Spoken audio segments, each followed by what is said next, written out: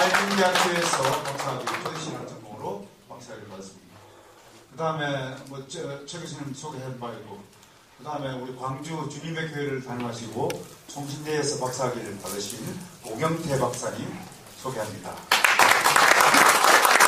표시신학부 학술위원이기도 합니다. 그리고 이제 박사학위 준비 중이시고 신약학을 전공하신 김대희 박사님 소개합니다. 감사합니다. 자, 저는 이제 마이크를 넘기고 바로 시작하도록 하겠습니다. 감사합니다. 이렇게 먼 거리에서 또 세미나를 위해서 이렇게 참석해 주신 모든 분들에게 다시 한번 감사를 드립니다.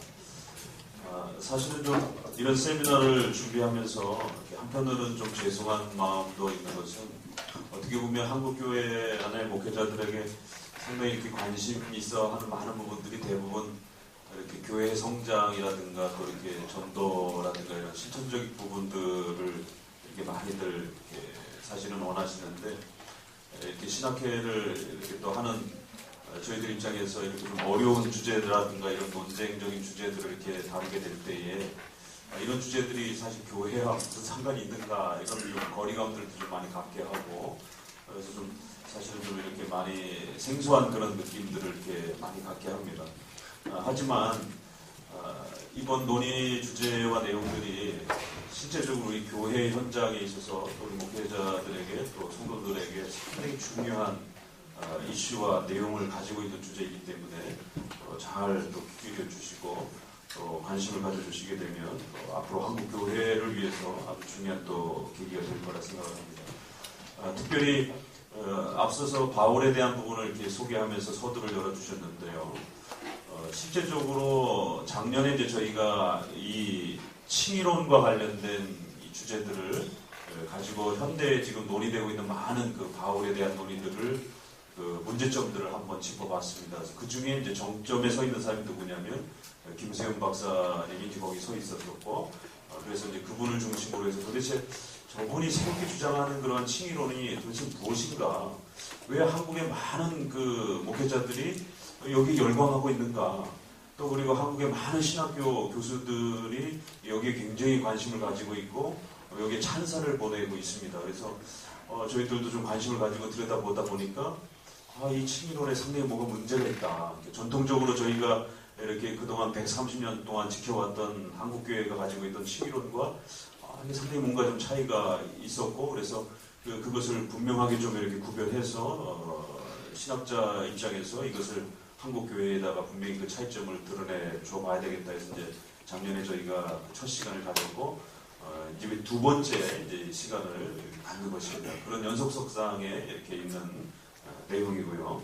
그런데 놀라운 것은 저희가 이제 이 주제를 준비하면서 이런 김세윤 박사님과 또 그분이 또 더불어서 소개하는 그 세관점 학파라라고 하는 바울에 대한 새로운 접근 방법, 우리가 기존의 로마서를 분석하고 배워왔던 그 방식하고는 전혀 다른 방식의 바울에 대한 이해, 또 그 바울이 주장했던 또 이신칭의에 대한 이제 이러한 그 이해들이 상당히 이렇게 조금만 들여다봐도 다른데, 여기에 대해서 한국교회 신학자들이 이렇게 심각하게 여기에 대해서 비판하지 않더라는 것이에요. 그래서 저희가 작년에 처음 이 작업을 하면서 우리 최덕성 교수님이 이렇게 포문을 열기 시작했고, 저희들이 준비하면서 상당히 놀랐습니다. 왜 이것에 대해서 신학자들이 문제점을 말하지 않을까?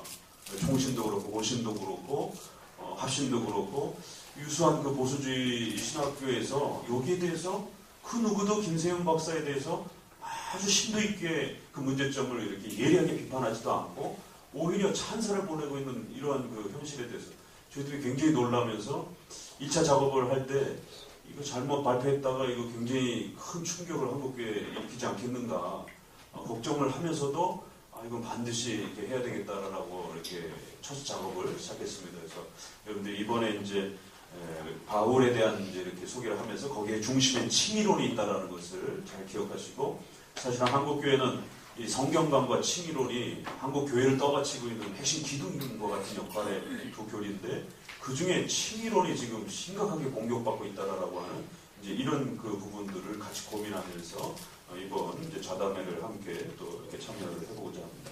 그래서 이제 여러분에게 이제 이 문제를 같이 고민하면서 이제 세 분 이제 박사님께 먼저 이런 그 주제들을 왜 작년에 이 문제에 대해서 이렇게 터뜨리고 고민하시고 여기에 대해서 왜 말하실 수밖에 없었는지에 대해서 어떤 이유로 도대체 이것을 먼저 이렇게 이야기를 꺼내게 되었는지 좀 간략하게 먼저 좀 얘기를 듣고 이제 본격적인 그 문제점들을 함께 논의를 해보도록 하겠습니다.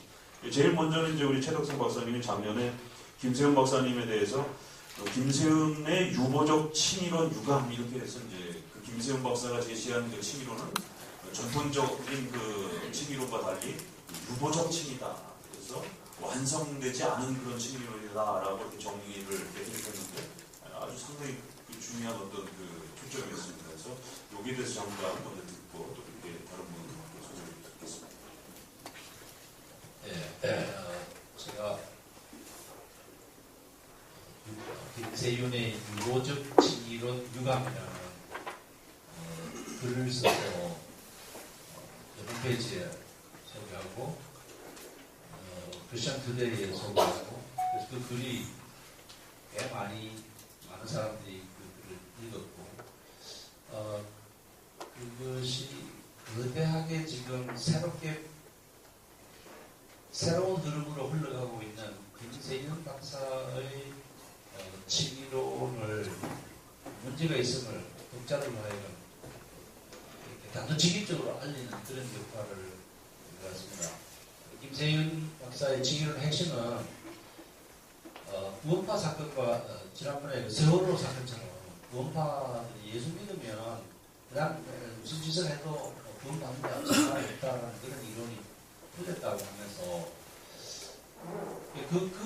그런 착상 자체는 타당할 게 아닌데 그러면서 내린 결론은 인간의 행위가 구원을 받는데 중요하다라는 그런 핵심이고 그래서 칭의는 예수를 믿을 때 시작이 되지만 그 칭의는 하나님의 심판대 앞에 설 때까지 유보된다. 구원 받을지 안 받을지 그때 봐야 된다는 거죠. 간단히 이야기하면 그렇습니다. 그런데 그 말을 학자니까 상당히 학문적으로 표현하니까 쉽게 이해를 하기 어려운데 그래서 제가 그 구도를 간단하게 파악해서 그거는 기본적인 칭의론과 우리가 믿고 있는 칭의론과 개인적인 칭의에 대한 확신을 아주 상충된다. 나는 예수를 믿을 때 이미 하나님께서 나에게 의롭다고 선언하셨다. 이거는 법적인 선언이고 하나님께서 이미 선언하신 말을 누가 그 하나님의 사랑에서 너를 빼앗아갈 자가 있느냐. 그래서 김세윤 교수가 오히려 하나님의 은혜의 위대함을 제대로 잘 이해를 못하는 것 아닌가. 우리가 행함으로 구원을 받는다. 그 결론적으로 가만히 정리를 해보면 인간은 행함으로 구원을 받는다는 그런 내용과 비슷해요. 그래서 제가 믿는 바는 단 하나님 은혜로 하나님의 자녀가 되고 구원을 받는 일지 내 행위로 내가 예수 믿고 난 다음에도 내 이 선행으로 하나님의 그 공의의 눈높이에 만족시켜서 내가 구원받는다는 나는 희망이 없다. 나는 구원받을 수 없다. 그렇기 때문에 나는 오히려 예수님 바라보고 예수님 십자가를 바라보고 또 우리를 향해서 하신 예수 사역을 바라보고 성육신과 부활의 이르기까지 전 과정에 걸친 구속 사역을 바라보기 때문에 하나님 그걸 의로 여기시고 불쌍히 여기서 나를 구원하신다. 나는 그렇게 믿는다라고 저희 고백을 곁들여서 그걸 썼습니다. 두 번째는 저희 고경태 박사님의 이제 글을 소개를 좀 하고 싶은데요. 그 고경태 박사님께서 저희한테 김세윤의 예수이에 이렇게 해서 이렇게 그 글을 소개를 해주셨습니다. 저희가 이제 이 비판적 논쟁을 좀 준비를 하면서 여기에 대한 전문가가 좀 있을까, 이걸 누가 앞서 좀 한번 비판한 분이 있을까 하면서 찾다 보니까 오히려 이렇게 우리 한국개혁신학연구원의 우리 고 박사님이 이 부분을 가지고 오래전에 이렇게 논문을 쓰시면서 작업하신 내용이 이렇게 있던 걸 발견했습니다. 그래서 보셔가지고 도대체 어떤 관심에서 이 부분을 건드리게 되었는지, 왜 다른 교수님들은 전혀 이 부분에 대해서 언급이 없는데 이 부분을 어떻게 언급하셨는지 좀 이렇게 묻고 싶습니다. 네, 고맙습니다. 저는 총신에서 공부를 했거든요.